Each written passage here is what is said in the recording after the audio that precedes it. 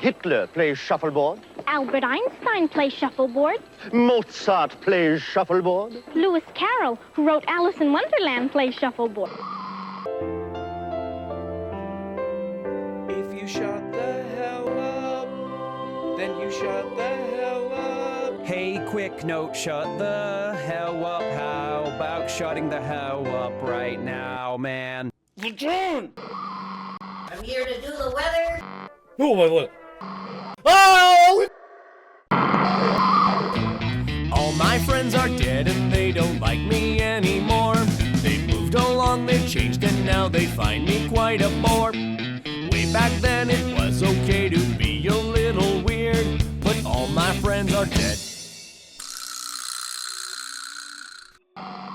Jack the Ripper plays shuffleboard. Walt Disney, who gave us Snow White and the Seven Dwarfs, plays shuffleboard. Hello, boils and ghouls. I am your host, Malcontent, and this is 10-Minute Daily Videos.net, your place for 10-minute daily videos during Halloween season.net.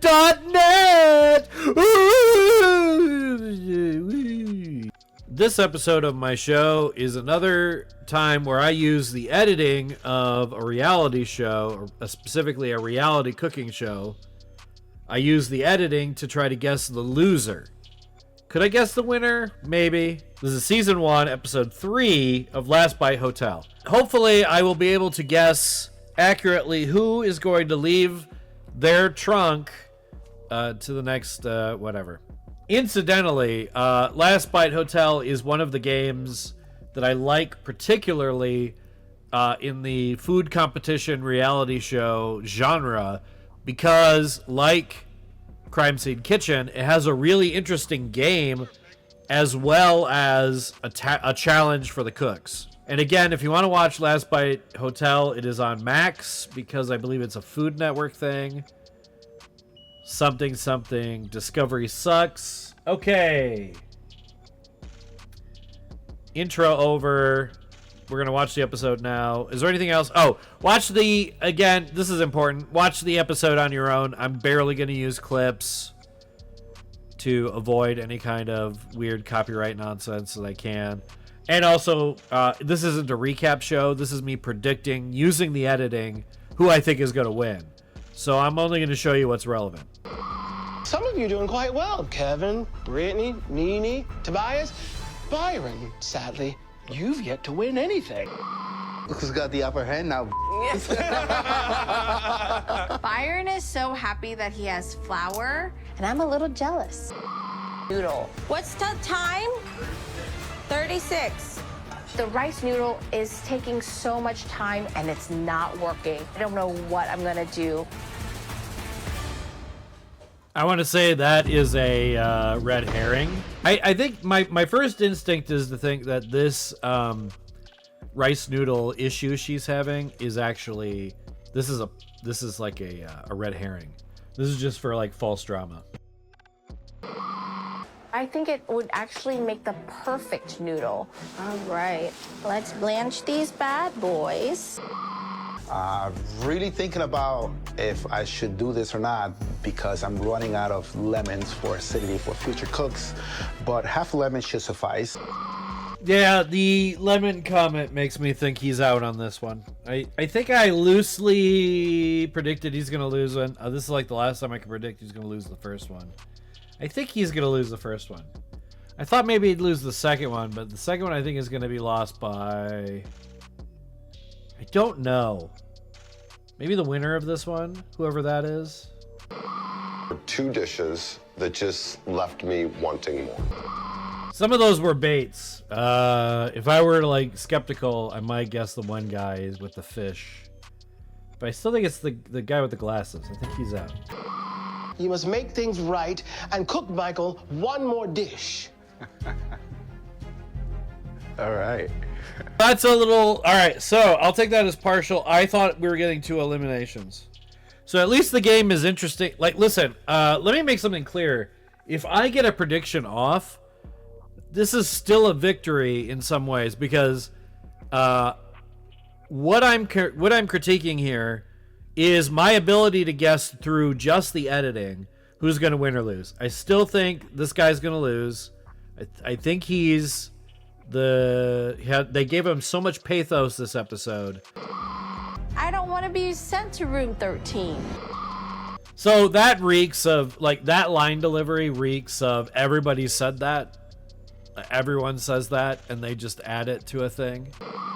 I don't want to do this. I don't particularly like pickled eggs. Their texture is weird. I don't like these pickled eggs. Have you noticed how much they repeat things in this show? I mean, if you watched it, you noticed it too, but she said, I don't like these pickled eggs, something like 5 times in the last 2 minutes. The chef that will be leaving us tonight is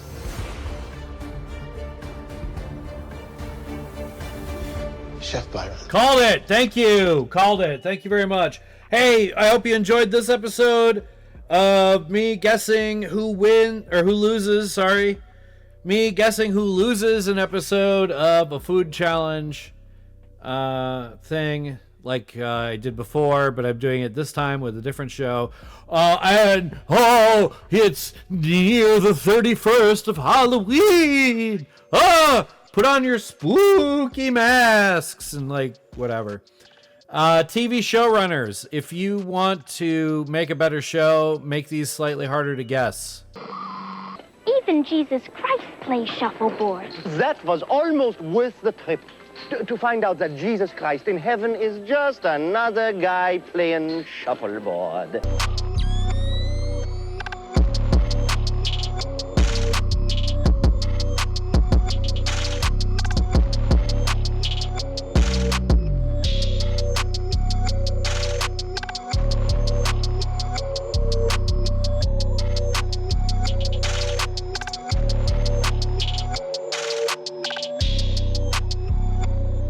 You know, here we are again at the end. We established that I guessed Byron was going to lose, 10, 15 minutes in the, I can't remember when, in the episode. At some point in the episode, time code, I can't remember. But I kind of predicted it at about 4 minutes. Let's see the clip. So, the editing hasn't given me too many, like, really obvious type stingy things besides... The problem with this show, to guess that way, is that because the show is really spooky oriented, there's already a lot of those type of violin type flourishes. They've been leaning on this guy a while. This is a really early prediction in this episode. I'm like, what am I, 10 minutes in? 4 minutes in. I think he loses. Okay, well, that's another, you decide if that counts or not. It's kind of an early pick. It's really hard for me to commit to an early pick like that, but that's still pretty, 4 minutes into the episode's pretty early, and I did have some reasons why I thought he was going to get picked first, or to lose this episode, rather. I thought he was going to lose sooner, admittedly, but he did, technically. I mean, he lost the first round, and he lost the second round. He just co-lost the first round, which I couldn't have guessed. So there we go. Another one in the bag where I guessed it very, very early, proving my point once again that these are edited in a way that are too predictable and annoying. They don't trust me to watch an entire hour of some people cooking, but I would probably do that. You know what I can't predict? This is a really good example, by the way. I can't predict who wins Iron Chef. I've never been able to predict who wins Iron Chef, ever. The editing is so neutral. We're gonna have jackets too, aren't we? Are we going to have jackets? You bet we're going to have jackets. The Harold Ryan Fan Club